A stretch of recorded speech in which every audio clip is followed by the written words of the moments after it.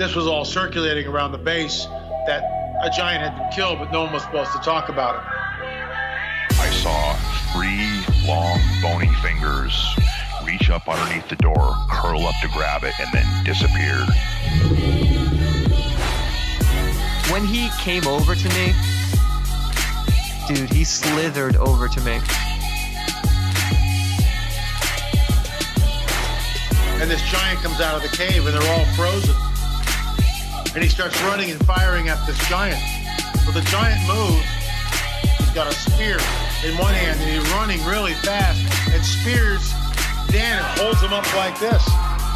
Somebody yells, shoot him in the face, shoot him in the face. They basically decapitate him. Got closer. When he got about 15 yards away from me, I raised that 12 gauge and I blowed his head off. I feel something pulling at my leg, and I look over and there are 2 small gray entities pulling at me. And they're literally, I'm getting pulled off the bed. I reached my hand into this bush and I touched air. Couldn't breathe and I couldn't move because I know I'm seeing a monster.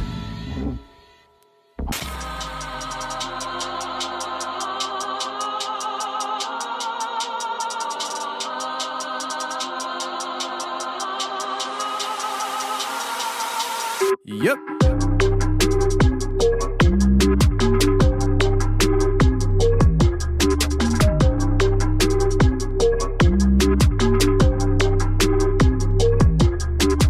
Welcome to the show, everybody. You're listening to The Confessionals. I am your host, Tony Merkel. Thank you for being here. If you've had an encounter or story you'd like to share with me on the show, go ahead and shoot me an email. My email address is theconfessionals@theconfessionalspodcast.com. That's theconfessionals@theconfessionalspodcast.com. Or go to the website, theconfessionalspodcast.com, hit the contact section, and you can reach me that way as well. Either way works for me. Just get a hold of me. And if you want more shows every week, we release an extra show on Thursdays for members only on the website. So you got to be a member to the website in order to get that extra show. Go to theconfessionalspodcast.com, hit the join button, and become a member today if that interests you. Now, we have a public appearance we're going to be doing on May 2nd, 2020 at the Ohio Bigfoot Conference. Me and my family are all going to show up. We have a vendor's table there, so if you're interested in coming out and meeting us, go to the ohiobigfootconference.org and purchase your tickets for the conference. If you just want to hang out in the vendors area, though, that is free entry, so all you got to do is show up to Salt Fork State Park, walk in through the doors, and say hi. So hopefully we see you there. Now, this week we have Troy coming on the show, and Troy has a lot of different experiences. Well, I should say I think they're paranormal, but Troy is actually a skeptic. So Troy really doesn't know how to define his experiences, but he did have experiences, and he comes on to share with us today. So without any further delay, let's bring on Troy right now.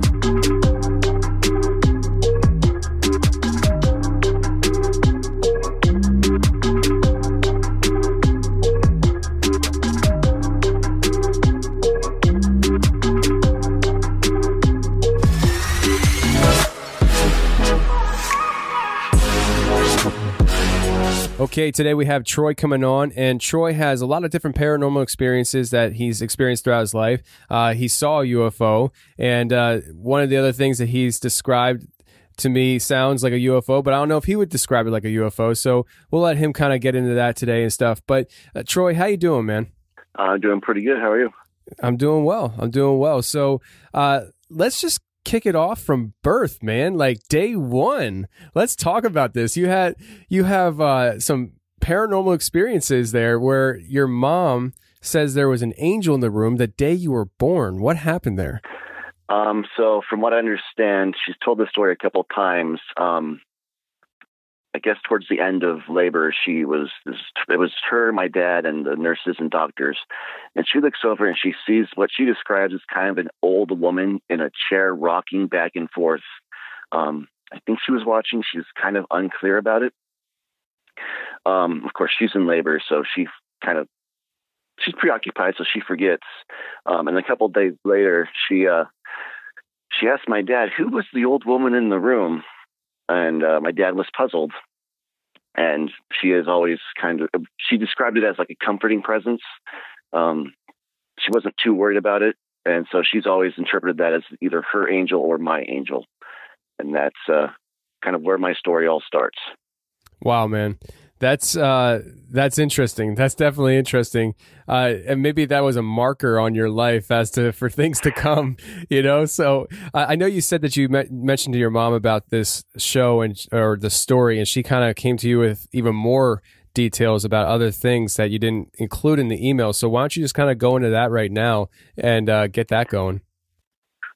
So my mom grew up in Great Falls, Montana, which is near the Malmstrom Air Force Base.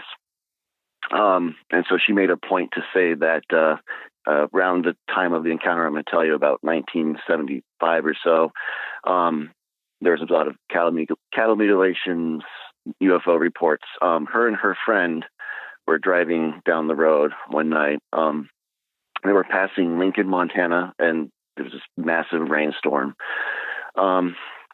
It was darker than usual, she said.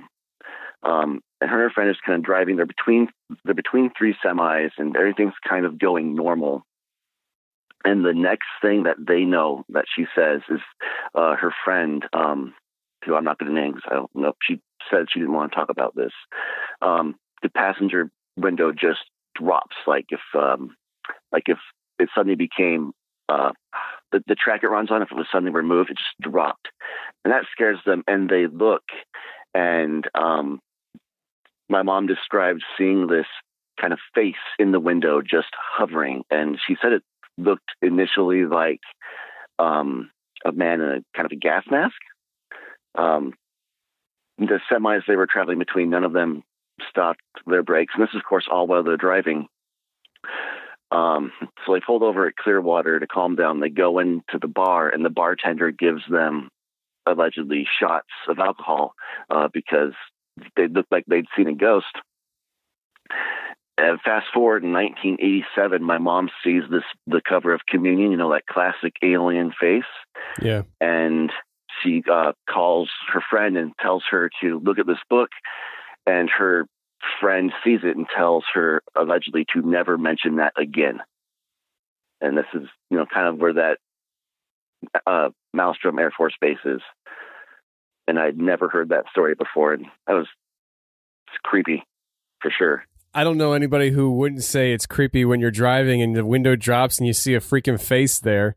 So, I mean, I don't even know how to even describe something like that. Did they say that they noticed this thing just moving along with the car's speed? Like it didn't phase it? Or did it seem like it was maybe something more physical on the car holding on? From what she told me, it sounds like if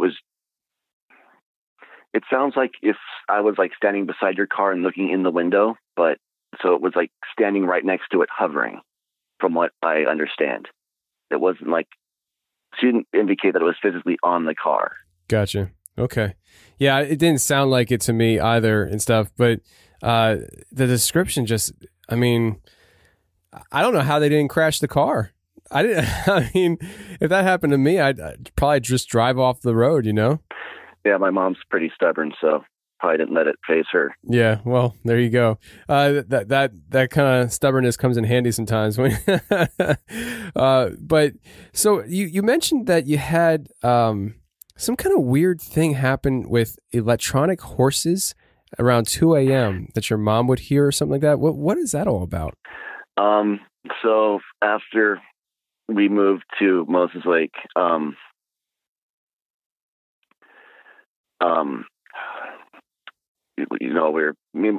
maybe 2 or 3 years old. My sister was just born, so she's not even one probably. And we had these, in the 90s, they're like horses' heads, and they're on the sticks, and you like ride around and pretend you're a cowboy or something, and you hit the ear, and they make those really cliche, annoying noises. So we had those that we played with. I remember I must have loved these things. And back up a little bit. Before this happened, this was about 1991, my mom's 32-year-old cousin died in a car accident. He wasn't wearing a seatbelt, and he was thrown from his truck. Interestingly, he was died 3 times before he finally, died. So shortly after that, my mom's sister says she sees him like in a dream. There's this fence, and he's saying he's fine, he's not in pain, but for 3 dreams he comes to her and gets closer to this bright light. And about that, the final dream, so I can get this straight, she says that he says in the dream he's going to go comfort others in the family, that he's okay. Shortly after that, my mom was woken up at about 3:10 in the morning in our new house, and it was this horse whinnies. It was going off, and it did this a couple nights, two nights. So she gets up and she comes into me and my sister's bedrooms, and we're dead asleep. We're not. We're not. What's what I'm looking for? We weren't. The way she describes it is we weren't pretending to sleep. We were like knocked out cold. And the horses were where they were put away the night before, and they just gone off. And a month later, in my room, I had this little what is it? You know those little car that you ride when you're like a toddler, and they have the little carousel on it. Yeah. Play music and whatnot. A month after that toy horse thing happened, that little toy car went off in my room, and it was at about 3 a.m. again. And she walked in, and I was again just out cold. And my mom has always kind of wondered if this was her cousin who'd come to say goodbye, because it was so close temporally. What do you think about that? Again, I don't really remember these because I was like maybe 2 or 3. Sure, right. It's definitely creepy.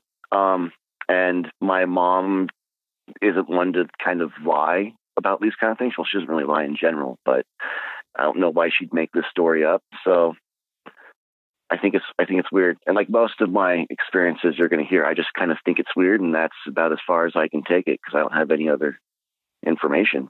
Yeah, absolutely. I understand that totally. Talk to me about the exploding head syndrome and sleep paralysis. Okay, so I don't know if your patrons or listeners have heard of exploding head syndrome, but it's essentially you hear these really loud noises in your head. They used to think that it was caused by seizures, but last that I checked, it's no longer kind of attributed to that. So it's just this thing that happens and nobody knows why. It's happened to me since I was in community college, and it seems to happen when I'm going to sleep. The first time I heard it, it was nice, calm, peaceful night. I'm kind of dozing, and the next thing I know, it sounds like somebody's hitting a metal trash can with a metal baseball bat inside of my head. I must have jumped like a foot when I heard this because it was just the most bizarre, frightening thing. It's happened to me quite frequently over the years. It is related to stress and lack of sleep, which, as a graduate student who doesn't get a lot of sleep, I'm well acquainted with. I've heard everything from gunshots to people screaming to just loud, amorphous sounds. And I've been experiencing sleep paralysis a little bit longer. When it first happened, it was this guy was standing by my bed with a knife, and it freaked me out. And then I kind of woke up, and everything was, fine. There's no guy about to murder me, much to my relief. So every time this, having had this happen to me twice, I then start to, research it, figure out what it is.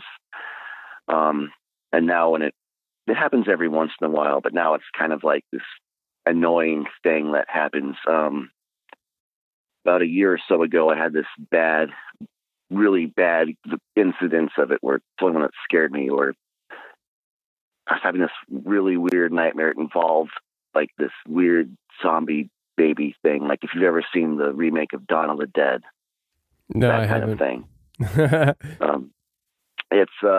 So I'm in this dream, and there's this dead baby zombie baby thing, and it's chasing me around. Then I kind of wake up and I'm, go to sit up, but I can't move. So having read about this, I immediately know what it is, but I can just feel that this thing that was in my nightmare is now in the room with me. And I must have sat there for, it felt like 5 or 10 minutes, but it was probably more like 30 seconds, just with this dread of this thing was just watching me, and I knew it. I did not open my eyes because I didn't want to see if there were any hallucinations or not, but it was the creepiest thing I've ever experienced. Yeah, it sounds pretty creepy. I would definitely wouldn't be in that kind of situation at all. The exploding head syndrome. Now, I have had experiences where when I'm sleeping, I am woken up to a loud bang, but nothing is seemingly exploded or banged or fell over. But it's like I heard it in my head. Do you know what I'm talking about? Is that something similar, or is this something that like you straight up like it's like very real and heavy on the brain? That sounds actually really similar. It kind of depends on like the strength of whatever it is. So that first time I had exploding head syndrome, it felt like there was substance to it. But now when I'm just kind of stressed, they're just sounds that I know aren't in the real world, but they're not like super heavy experiences. So. Okay. I got you. So tell me about this UFO experience that you had. So this was about 2011, 2012. I'm really into fishing at the time. I can't catch anything to save my life. I go fishing for carp with my dad. Once, I, of course, don't catch anything. So I'm out there from maybe late afternoon to early evening, and we're coming back home. He's driving. I'm in the passenger seat. I'm kind of, not really paying too much attention. I'm, obviously bummed I didn't catch anything. We live in a subdivision outside of Moses Lake, and I'm just looking around. I look out the window, and the sky is still kind of blue, but it's starting to kind of turn a little bit. When you can kind of vaguely see the other colors, but you're not sure if they're there. And there's this round, it looks like there's a hole in the sky, and it's this weird kind of bright light orange color. And it looked like maybe there was a foot of between where this thing opened to where it ended, and there were two, like, must have been the size of the width of my hands, cross beams in there. And it was over this house with a great big driveway, and there's these two girls looking up at it. I have no clue what this is. I tell my dad, I tell him to turn around because I want to see what this is. I'm thinking maybe it's one of those, Chinese lanterns. Although having cross beams that wide would be weird, I would think. So we turn around, we drive back, and this thing is nowhere to be seen. And I've seen pictures of Chinese lanterns. It doesn't really look like what I saw. It was just one of the most bewildering things I've ever seen. It was just this. It was almost as though, like, if you had a ceiling painted the color of the sky, and then you just had a light fixture in it, like one of those concave light fixtures. It was, I can't really think of any other way to describe it. It was the most bizarre thing I've ever seen. Did it make any sound? I did not hear anything. The window was closed, and we had the radio on, so I didn't hear anything. There wasn't anything over that, and at Moses Lake, there isn't like a Grant County International Airport, so we do get helicopters and planes, and you can usually hear those over the radio, but this made no sound at all. Well, I mean, what do you think about that? I mean, with UFOs and that kind of phenomenon, obviously it's grabbed you enough that you're still thinking about it today and talking about it. What do you think they are? I mean, do you think they're extraterrestrial, interdimensional, governmental? What do you think? I used to, like, back when I was a believer, so I mentioned the email that I'm a skeptic, which is ironic. Yeah. I used to think that they were aliens, they're coming to Earth, and now I don't know. Like, I just don't have enough information. I think all the hypotheses are pretty cool, but you know, I'm pretty logical in my thinking, and I don't necessarily think I have to have an answer for this. I would love to know. Right now, I'm leaning a bit towards. Yeah, that's it. I don't know. That's fine. That's fine. And we're gonna get into the skeptic part of you in a few seconds. What I want to know is, you have had some paranormal experiences here that we're gonna get into, and I just like, for somebody who experienced it, I want to get into the mind of why you're still a skeptic, and we'll get into that in a few minutes here. But first, tell us about some of these shadow people you see, because I don't know when it started, but even to this day, you said that you're seeing these shadow people. Yeah, so shadow people started when I was, again, in community college. It seemed to have been an important paranormal milepost for me, apparently. Me and one of my friends at the time, we were playing with her Ouija board, and we didn't get it to work. And so I'm walking home from her house. She lived maybe 2 or 3 houses down, and I come across it's night, right? We have, at my parents' house, we have these 2 garage lights, and I turn, and I'm minding my own business, and I see these 2 like big shadows with no obvious cause racing across the lawn. There's no sound. They looked, if you've seen Dreamcatcher, the movie, it looks like Mr. Gray when he's like that big slug thing. Of course, at the time I was freaked out because I had never seen these things before, and it's kind of happened ever since. I've seen them running across roads. I'm driving home late at night. It used to be really kind of this creepy, weird thing that freaked me out, but again, like the exploding head syndrome, I've had this happen to me enough where I just kind of ignore it. The last time that they were really kind of predominant in my life was I was finishing up my undergraduate degree, and I was, working really hard and really kind of trying to get stuff done, and I would see these black shapes moving in my peripheral vision. And at the time I was doing undergraduate research with lizards, and I swear to you, the only reason these things caught my eye at that point was I thought there were 2-foot-long lizards running across my bedroom floor. And so I turned to see what it was, and there would be nothing there. But these things looked like they had actual substance to them. So these shadow figures that we'll call them, is there any chance now, like the first one you mentioned, you were driving, right? The first one I was walking home from a friend's house. I've seen them when I was driving, yes. How fast were you moving? I mean, how fast were they moving, I should say? Like, I mean, are we talking like a second, 2 seconds? Let's see if I can put this in. So if I had to describe them, like if you just scared a cat and they kind of bolt across the room, it was about that fast. And really, they're kind of in front of the lights, like directly in front of the lights. But so if there was a cat there, I would have seen it, and I saw like no actual body that I could discern. I saw no cat or dog or whatever. I just saw the shadows. That's interesting. A lot of people see these shadow figures and stuff, and of all shapes and sizes. I've even heard of these shadow figures over in South Jersey in the Pine Barrens. And this guy, he was towing my truck because I had broken down at work, and he told me that he had seen on the other side of a lake that they were at night, some shadow. It was like, the way he described it, I think it was like 20, 30 feet high. It was very, very, very large. And when they shined their flashlights on it, he said that the light from their flashlights seemed to be consumed by the shadow. It didn't eliminate the shadow. It's like the shadow eliminated the light as the light hit it. And it's very odd, very odd. And, I don't expect you to believe it because you're a skeptic, but no, I'm just kidding.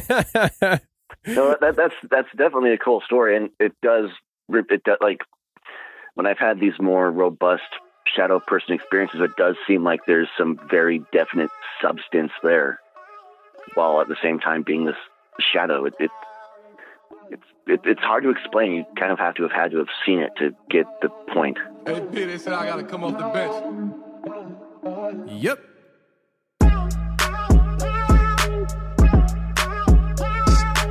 All right, let me talk to you about a company that is personally connected to the show. FMF, Custom Screen Print and Design.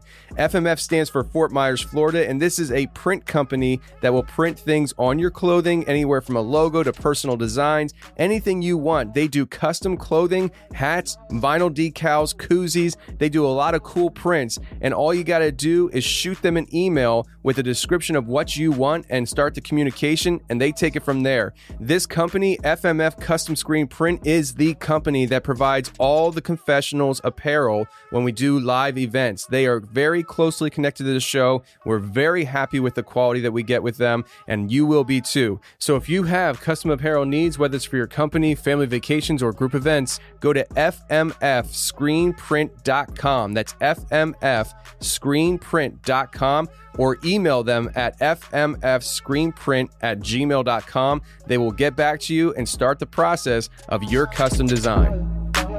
What happened there? What was that all about?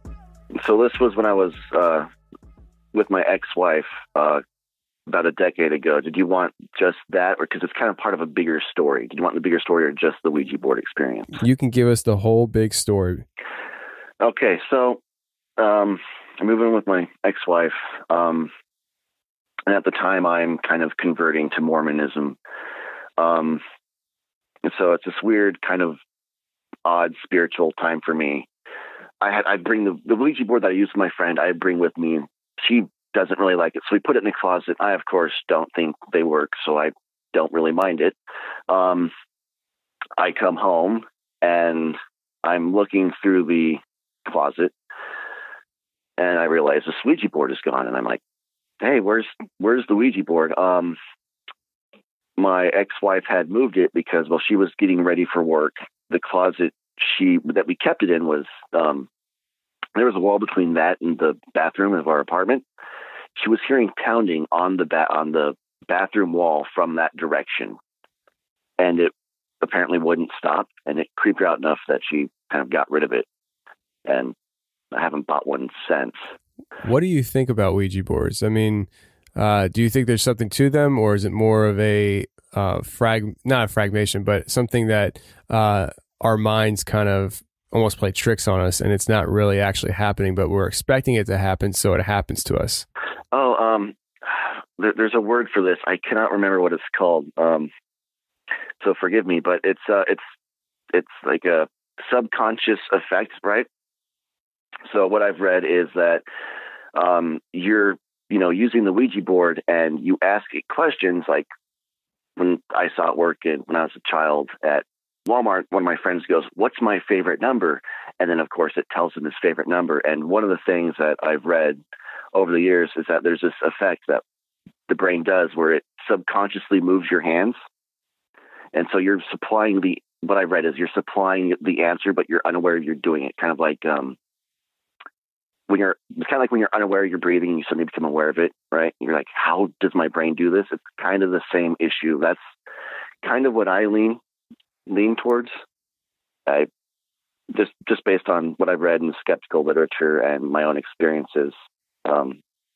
If it doesn't work that way, then just that'd be neat. But I'm afraid that can't bring myself to believe that.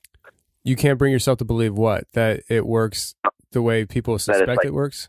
Yeah, like it's like angels or demons or your dead loved ones. Like I would love if you could actually talk to your dead loved ones, because we all kind of wanted to say goodbye. But I just, knowing how the brain works, I find it's your brain kind of doing this thing you don't know it does to be more reasonable to me. Well, you said something interesting there, and this is just a very generalization, but you just said that, we all wish that we could talk to our dead loved ones. So as you've listened to the show, I'm a Christian, and as a Christian, I believe that there's a heaven and a hell.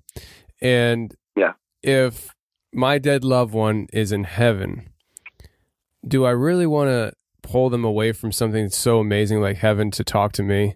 and also on the flip side of things, if I have a dead loved one that's in hell, do I really want to pull them away from that so me see my lasting image or my lasting whatever conversation with them is them describing to me the torture that they're going through.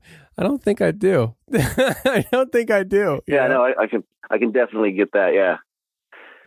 But, I think it's just this drive that people don't like to say goodbye. I know. And they definitely don't like really hard change. And so I'd love it if I could say goodbye to my grandpa, who was really cool. I was there when he died, or got there right after he died. I spent the last couple of days with him, but I'd still like to have that one last conversation.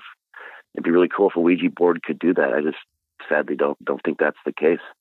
Yeah, I believe that Ouija board, there's more to Ouija boards than probably you believe, but I do believe that I don't think that if you even get through, well, I can't even say that. I just don't know. I just don't know. But I feel for you in the sense that, like, I got to say goodbye to my grandfather, both of them. My one grandfather, my dad's dad, I was really, really close with. I mean, I love that man. And I was there the night that he passed away. I left, before he had passed, but I mean, he was dying of cancer, and he was just really, skin and bones and just really gone, And so, I was able to come and say goodbye to him, and I knew he knew I was there. He took my hand and he held it as tight as he could. And, even having that moment where I know there was closure, he died that night, and I said goodbye. I told him I loved him. I said some, whatever, private, personal things to him. And even though that happened, I'm still torn inside that I didn't get to have another conversation with him, that there were times that I could have had conversations with him, but I didn't make time for it. And those are things that you don't think about until the person's gone. And you start realizing, man, I wish he was still here right now. And then you start thinking, how much time did I waste when I could have been focused more on just the people around me? And it's not just with my grandfather, but it's just in general. I mean, how many times do we go through life and we get so caught up in the emotions of we have to go to work, we have to do this, we have to take the kids places, all that stuff. And we forget to focus on the people around us and make every moment as possibly impactful as possible. You know what I mean? Like every moment that you have with the people that you love, are we wasting those moments on frivolous things that really don't matter in the grand scheme of time? And are we going to look back at life when they're gone and say, damn, I wish I would have spent more time with them. You know what I mean? Yeah. I think it's kind of the, like if you give a job interview and you always kind of walk out and you go, oh, why didn't I ask this question? I'm going to make it look really good, right? So there's one more question that you want to ask. So even if you asked every question or said everything you wanted to, there's always that one nagging thought that just got there too late. But to continue on with the story. So I'm with my ex-wife and we're still at that apartment. This is why I'm, talking to the LDS missionaries and going to church and figuring all this stuff out. We're laying in bed one night. I'm on the side of the bed that's facing like one of those kind of quote unquote walk-in closets. It's like really, really small, but you can technically it's bigger than like a standard closet by like a little bit. We had the top pretty packed full of stuff in storage, and there's this small TV up there, and I'm laying in bed and we're going to sleep, and my ex-wife says, hey, I'll roll over. I want to talk to you, right? Because I think it was probably something about me converting to the faith or something. So I was like in the kind of fetal position. So I turn over and we're talking, and then we hear this creak from the closet, like something's moving, and then the TV falls out and kind of lands glass side first where my knees had been maybe a minute or two before. And it was probably a good 2.5 to 3.5 at least. Might have been 4. I'm not quite sure of the distance, but it wasn't super close. It wasn't, it had to go quite a bit to the bed. So looking back, it doesn't seem like it had simply fallen, especially given how we packed stuff up there pretty tight. So that, of course, kind of wakes us up. At the time, we had a little gray Persian cat. We thought, well, maybe the cat got up there. That's what it must have been. It must have been the cat. So I get up and I go find the cat, and the cat is on the windowsill looking out at the parking lot. And I don't know if any of your listeners have ever had cats, but they're pretty small. If you pick them up, you can essentially feel their heartbeat. And man, when I picked this cat up, it was the calmest cat you've ever seen. So it was not the cat. And when we last checked, that TV was securely in the closet. So that freaked me out a little bit. So I, of course, couldn't get back to sleep. So I'm, in the bathroom, I'm, wasting time, and I hear what sounds like somebody talking in the front room. And I'm kind of listening to this, and it's maybe 2 a.m. or so. I want to say it was late at night. I know that much. And I hear this talking, and I think it's my ex-wife, because she kind of did occasionally talk in her sleep. So I'm like, hey, are you talking? And I hear, no, I'm not talking.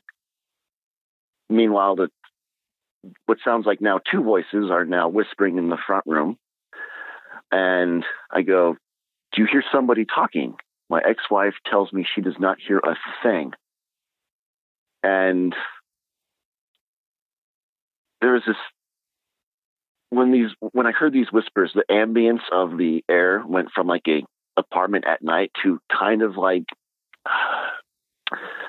not quite like there's going to be a thunderstorm, but you know how you have that kind of the feeling of like the dense kind of the air where you can kind of feel like it feels like there's something kind of extra. Yeah. If that makes any sense.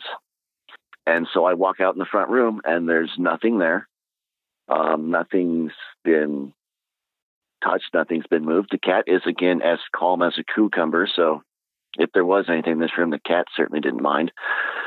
And then I, didn't hear him again. I went to bed, and I never heard those voices again. It was the weirdest thing. It was that same night that the television fell, which the two together, maybe a half hour apart, was super intense. And that's one of the things that stuck with me definitely the longest. All that, you've still come out as a skeptic, right? Yes, I do. I mean, at the time I didn't. At the time I'm like, these are the sons of perdition, like the LDS version of a demon, essentially. They're trying to keep me from becoming baptized and saved. But, looking back now, I definitely probably have a different opinion of what I heard. But it was creepy nonetheless. Definitely creepy. Definitely creepy. So you said to me that you might have seen a black-eyed person. Talk to me about that. Yes. Okay, so this is, again, about 2011. This also ties in with what feels like a prophetic dream, so I'll tell the stories together. And I'm at Walmart. My son is 2. I think he's 2 or maybe at most 3 no, 2. He's 2. Sorry, I'm not great at math. So we're shopping at Walmart.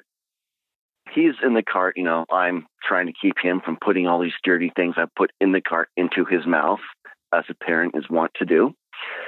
And I remember specifically, we were heading towards the front of the store on one of those like big boulevardish aisles where they have like the different crates of whatever.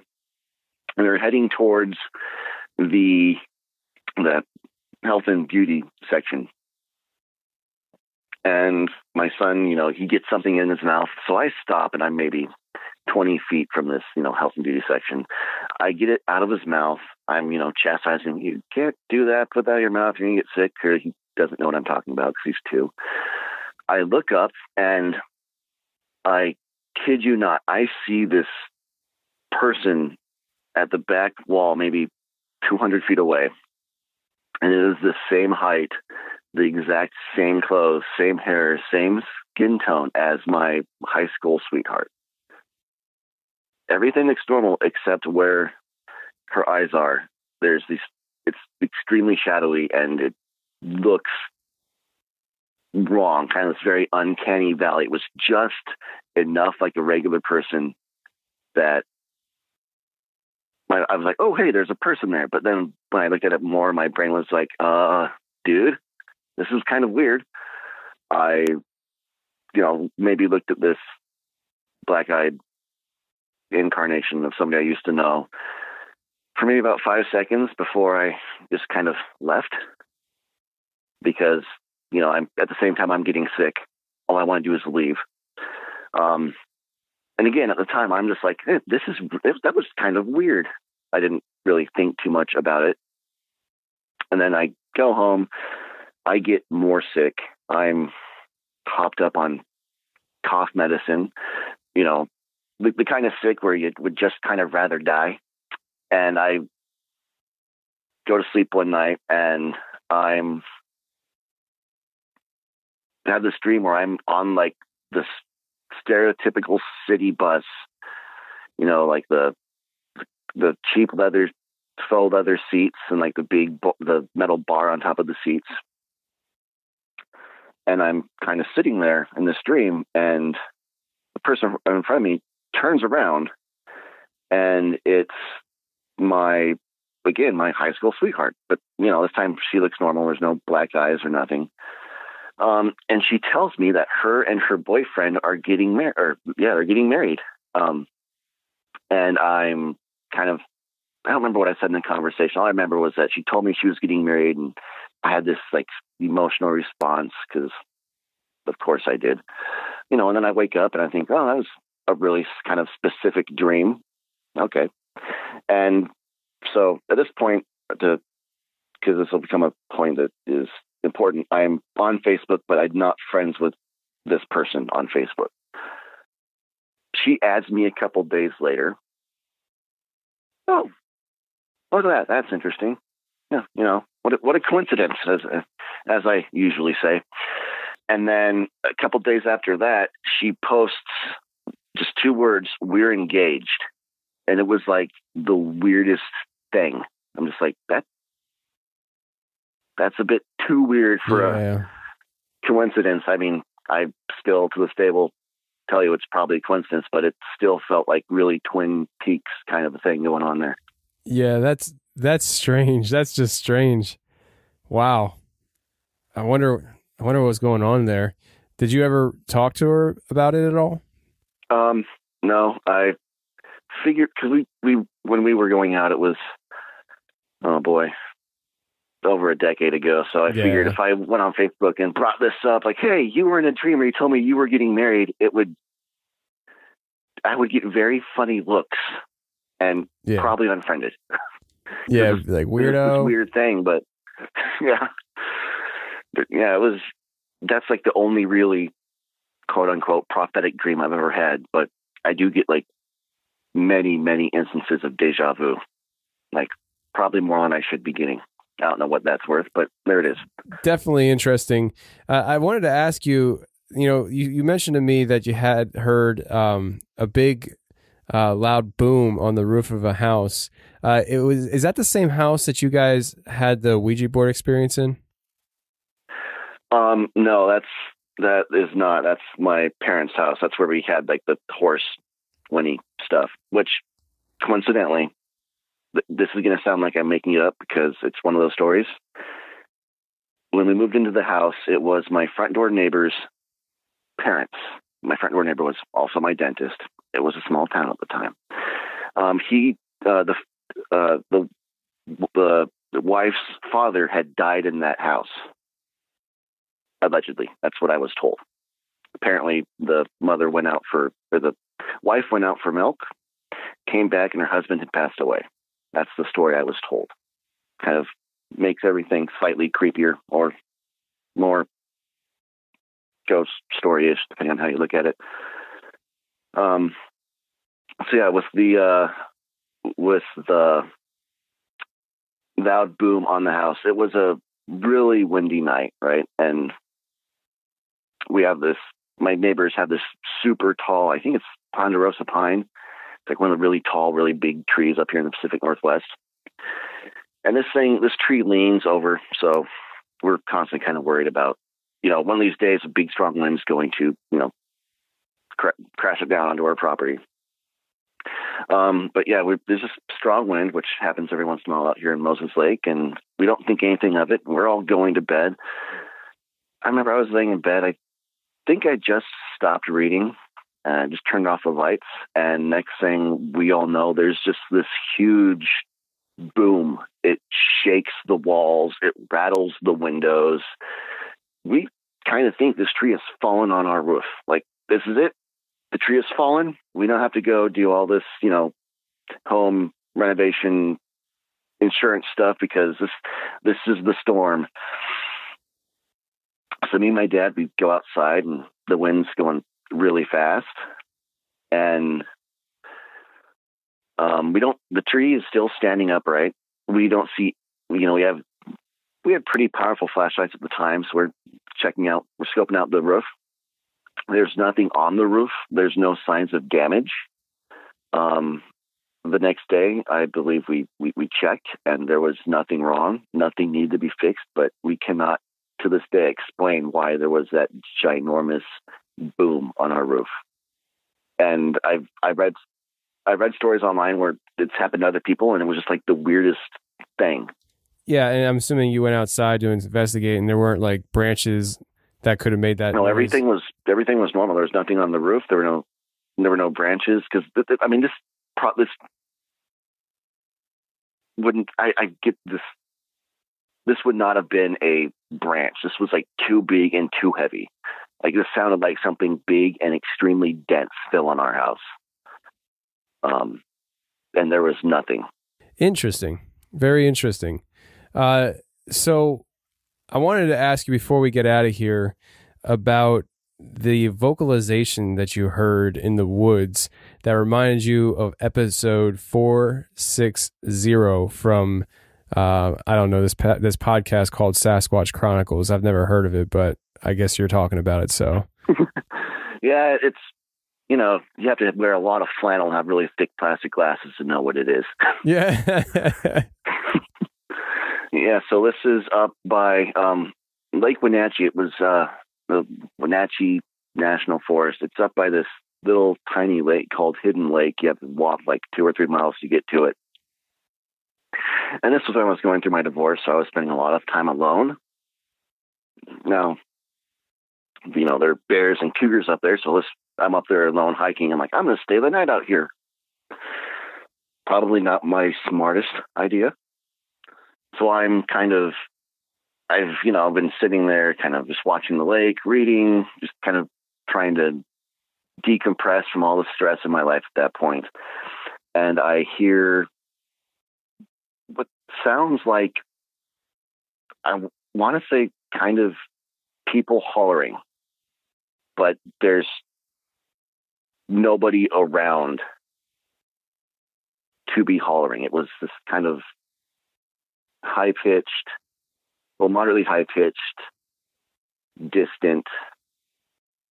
Now I try to describe it, I don't think I can. It was, It sounded like a man yelling, but given how far away it sounded and how loud it must have been, I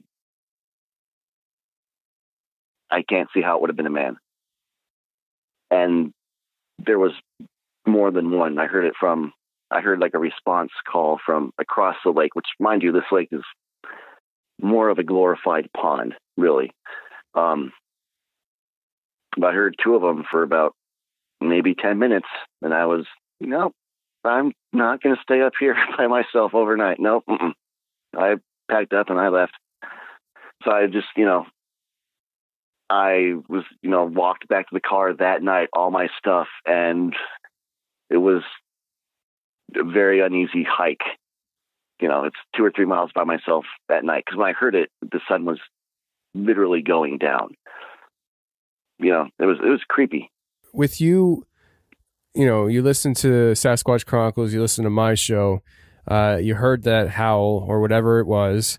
And what do you think though? I mean, what do you think it was? Do you think there's a natural explanation to it, or do you think it could have been something like a Bigfoot? And do you even believe in Bigfoot? You know, as somebody who's more skeptical, do you believe in Bigfoot? Even though, you know, you listen to my show, you listen to his show, doesn't mean you actually believe in what people are saying.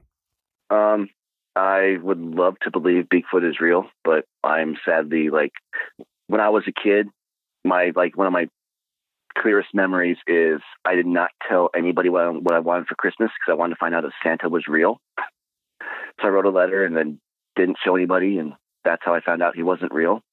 Wow. So I would love it if Bigfoot was real, but I'm going to need, you know, that type specimen, because I've had conversations, and, you know, if we assume that there's at least one undiscovered large creature out there, maybe it was Bigfoot, but then again, maybe there's Bigfoot and something else. What if it's, you know, like the whole known knowns, known unknowns, and unknown unknowns, right? How would I know what I heard? I just can't really put my finger on it. Yeah. It sounds like the Bigfoot screams that I've heard on Wes's show, but it definitely sounded more, it was definitely like a primate howl, like a primate vocalization. And since this was a national kind of park where people go to have fun, I can't say with 100% that, hey, it was not a person, but I can't see a person being heard from that far away, because it sounded relatively distant. Yeah, I mean, it sounds like you have a good head on your shoulders, and you're trying to think of things as logically as possible and stuff. But yet the paranormal does definitely interest you if you listen to my show and Wes's show. So it's something. And good. Apparently, it's very interested in me as well. I just kind of get the feeling. Yeah, so I think you know, my broad assessment of you is I think you're a closet believer. You just I think you even said it. You said you want to believe, but so you know, maybe one of these days you'll have something that kind of pushes you over the edge. But until then, I think it's a good idea for you to just be a healthy skeptic. I mean, that's what I suggest for everybody. I mean, even with myself, I believe in a lot of things, but I try to approach every show with just, you know, a healthy mindset of, you know, what else could it be, or, you know, different things like that. I know there's a lot of different experiences that we have on this show, and not everybody's going to believe everything that is said on the show, and that's fine. It's just one of those things where we're talking about some crazy, crazy stuff that's going on, and people are just sharing their experiences on how they view things. So, Troy, man, I really appreciate you coming on and sharing these experiences, and, well, brother, take care. Yeah, you too, man. Thanks for having me.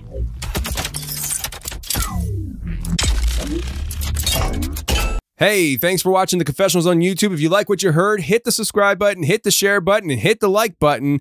That would be a great help to me. And if you want more of the Confessionals on a weekly basis, every Thursday I come out with a special show just for members on my website. So if you want to check that out, go to theconfessionalspodcast.com, hit the join button, and become a member today. And every Thursday, you'll get a new show, and you can binge on previous shows, which there's almost 100 of them. So if you love the show, go ahead and check it out. But thank you very much for being here on YouTube and checking out the channel.